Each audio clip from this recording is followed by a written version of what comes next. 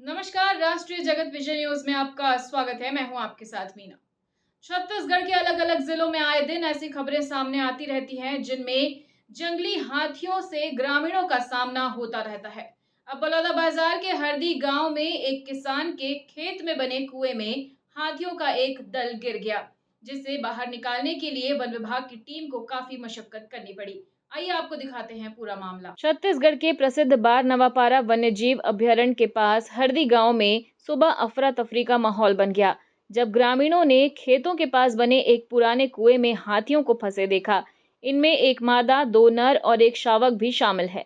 सुबह खेत की ओर जा रहे ग्रामीणों ने हाथियों की चिंगाड़ सुनी और तुरंत वन विभाग को सूचना दी। ये घटना उस समय सामने आई जब हाथियों का दल देर रात जंगल से भटककर गांव की ओर पहुंच गया।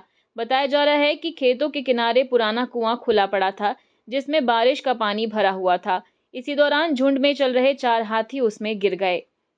हरदी गांव के ग्रामीणों ने बताया कि 5 बजे खेत में पानी का मोटर चालू करने पहुंचे तो दूर से हाथियों के चिंघाड़ने जैसी आवाज आई। पहले तो लगा कि जंगल से आवाज आ रही है, लेकिन पास जाकर देखा तो 4 हाथी कुएं में फंसे हुए थे। एक शावक ऊपर आने की कोशिश कर रहा था, लेकिन बार-बार फिसल जा रहा था, जिसके तुरंत बाद किसान ने गांव के दूसरे लोगों को बुलाया और वन विभाग को सूचना दी।